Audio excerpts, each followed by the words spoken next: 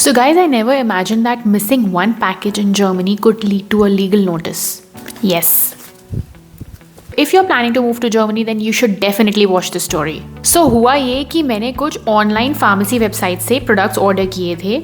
Everything was normal and I was waiting for my order to get delivered and I was really excited and happy. But problem ये हुआ कि जो building का doorbell था, specifically हमारे घर का डोरबेल, वो वर्क नहीं कर रहा था. At that time we were like very new to this place. Now because the doorbell was not working, मुझे पता ही नहीं चला पैकेज कब आया और कब डिलीवर नहीं हुआ एंड वापस चला गया. मुझे ईमेल आता है कि आपका पैकेज डिलीवर नहीं हो पाया है, so we will be sending you a replacement shipment. And I was like la la la la la, मेरा पैकेज तो आ ही जाएगा 1-2 दिन में. फिर उसके नेक्स्ट वीक मुझे मेरा पैकेज डिलीवर हो जाता है. That's all, story ends here.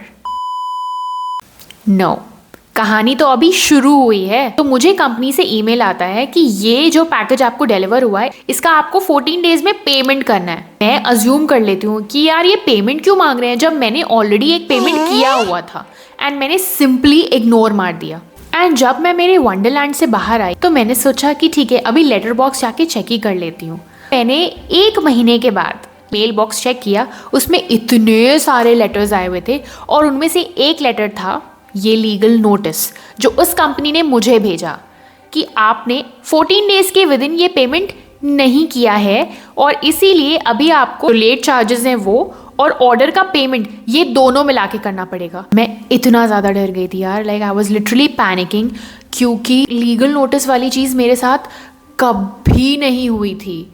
And I was like यार ये क्या हो रहा है, जर्मनी में आके मैंने ये क्या कर लिया, अभी लीगल नोटिस आ गया है. Oh my God. जब मैंने उनकी ईमेल्स चेक किए तब मुझे पता चला कि इन्होंने मुझे ईमेल्स किए थे कंपनी वालों ने कि आपका 14 डेज में पेमेंट अगर नहीं होता है, हमारी डेट कलेक्शन एजेंसी के पास आपका ये पेमेंट चला जाएगा और आपको उनको पैसे देने पड़ेंगे. एंड अब मुझे ऑर्डर के पेमेंट के साथ साथ लेट पेमेंट चार्जेस भी देने पड़ेंगे to the debt collection agency. तो कंपनी ने उनमें से एक ईमेल में मेंशन किया था कि जो रिप्लेसमेंट शिपमेंट वो मुझे भेज रहे हैं उसका मुझे पेमेंट करना पड़ेगा विद इन 14 डेज. और मैंने वो चीज़ इग्नोर कर दिया क्योंकि मैं ऑलरेडी पहले का पेमेंट कर चुकी थी. तो मुझे लगा उन्होंने एडजस्ट कर दिया होगा ये जो रिप्लेसमेंट शिपमेंट वो भेज रहे हैं, क्योंकि मुझे ऑर्डर डिलीवर ही नहीं हुआ. फिर मैंने कंपनी को ईमेल किया, वो डेट कलेक्शन एजेंसी को ईमेल किया और मैंने उनको अपोलोजाइज किया that I ignored my emails. ये स्टोरी मैं इसलिए आपके साथ शेयर कर रही हूँ ताकि मेरी मिस्टेक एटलीस्ट किसी के काम आ जाए. अगर किसी ऑर्डर या डिलीवरी के साथ कोई प्रॉब्लम हो जाए जर्मनी में तो उसे कभी इग्नोर मत करिएगा.